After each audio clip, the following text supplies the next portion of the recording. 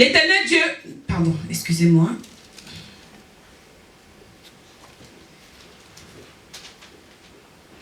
Voilà, oui c'est ça. L'Éternel Dieu prit l'homme et le plaça dans le jardin d'Éden pour le cultiver et pour le garder. L'Éternel Dieu donna cet ordre à l'homme. Tu mangeras de tous les arbres du jardin, mais tu ne mangeras pas l'arbre de la connaissance du bien et du mal. Car le jour où tu en mangeras, tu mourras. Amen. Amen. Vous êtes avec moi? Amen. Et le serpent vient dire à la femme que Dieu a-t-il réellement dit? Quand vous lisez ces deux passages bibliques, vous vous rendez compte qu'il y a quelque chose qui ne va pas. Yes. Le serpent a changé les propos. Mais la femme, quelque part, répète ce que Dieu a dit. Quand on lit le passage, la femme répète les propos de Dieu. La femme se souvenait de ce que Dieu avait dit. Mais le serpent a corrompu l'esprit de la femme.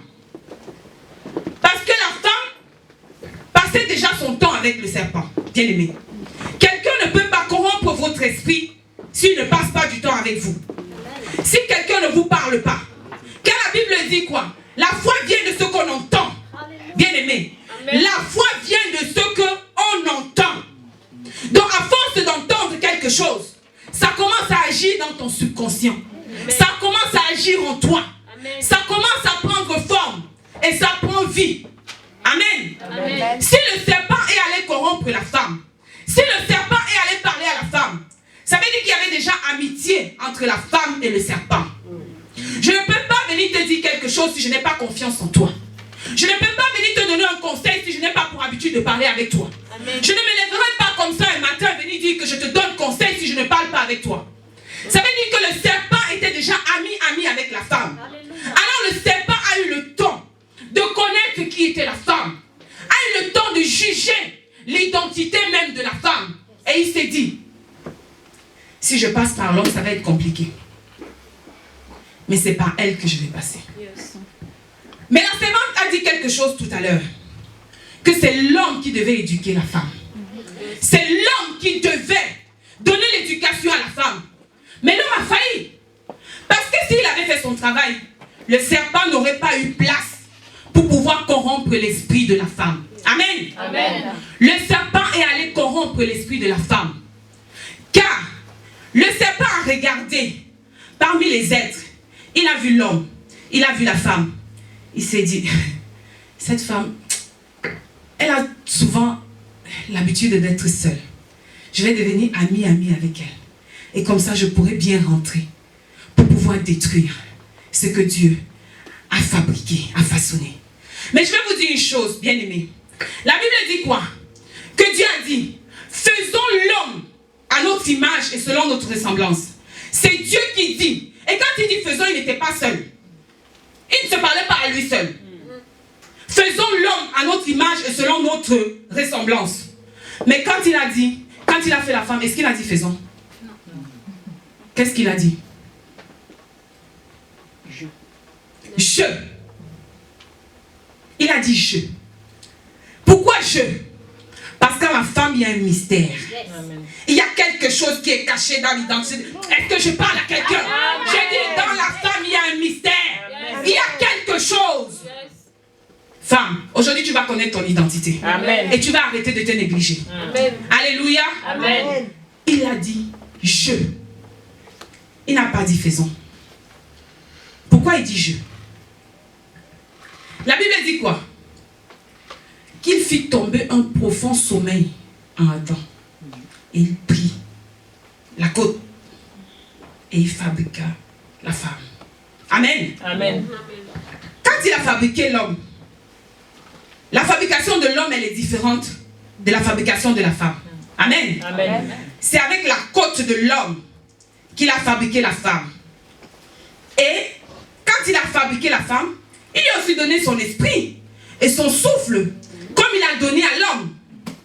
Mais la différence qu'il y a entre l'homme et la femme, c'est que la femme vivait déjà en l'homme. Parce que quand Dieu a fabriqué l'homme, l'homme était complet. Il était complet en lui. Il y avait toute cette vie en lui.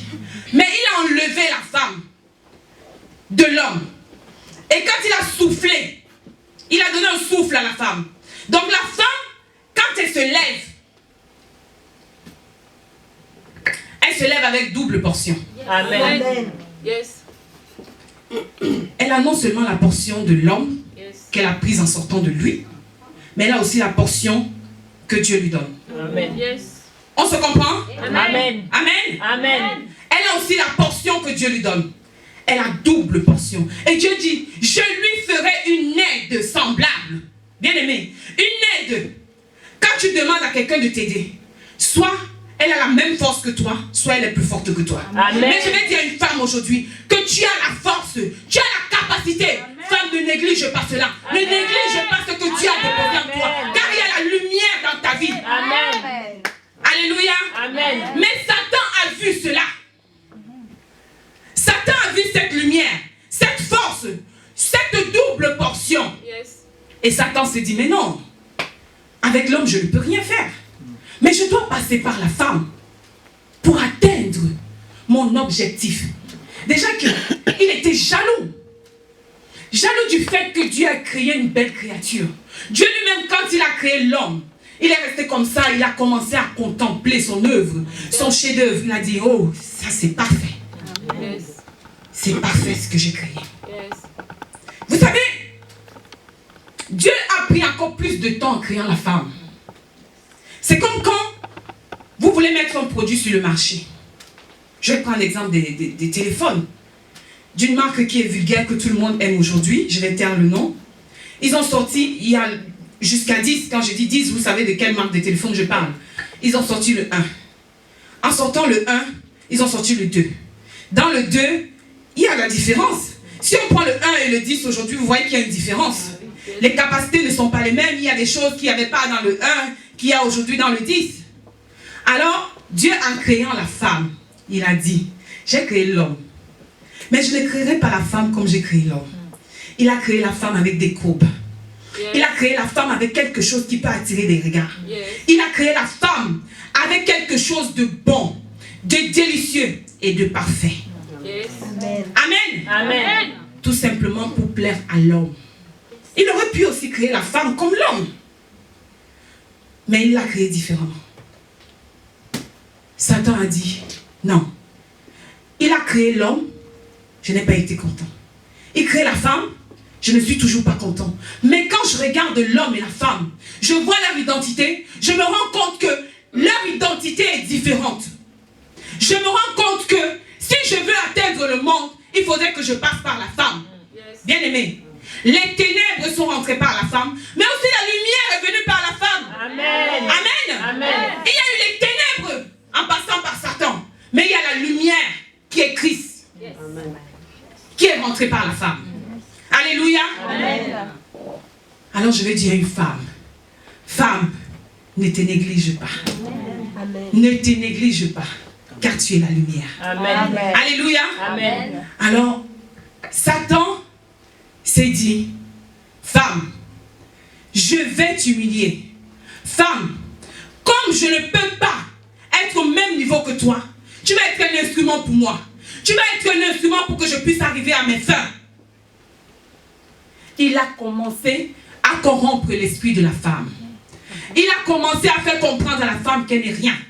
Il a commencé à faire comprendre à la femme qu'elle est nulle et qu'elle ne peut rien faire. Amen. Amen.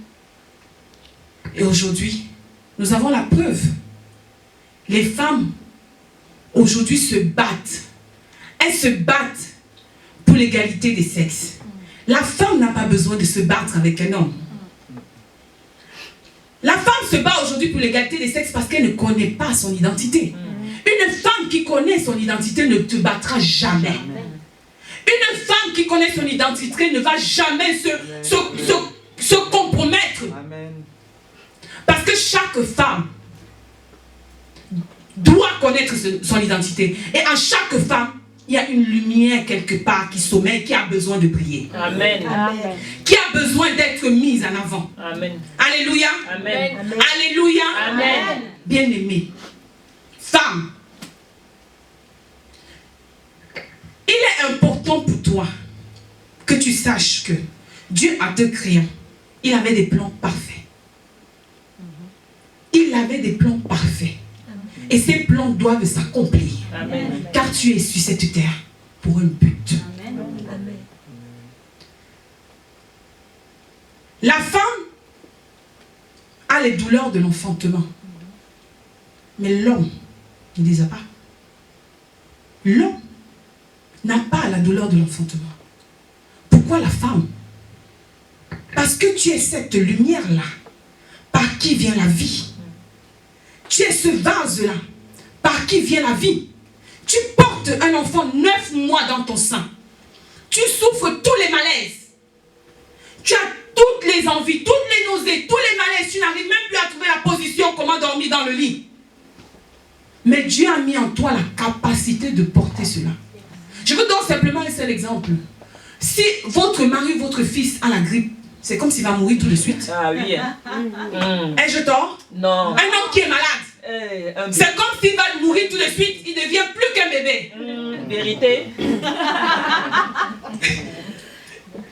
Par contre, une femme, quelle est la grippe? Quelle est tous les malaises? Quand elle sait qu'il est l'heure, mes enfants ou mon mari doit rentrer, elle va se traîner de son lit pour aller accomplir son devoir. Pour aller faire son devoir d'épouse. Alléluia. Amen.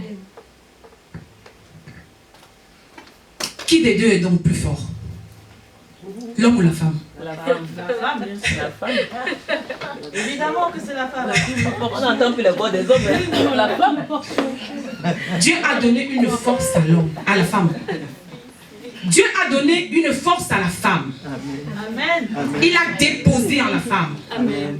Mais femme, attention à l'orgueil. Hein? J'en viens. Dieu a déposé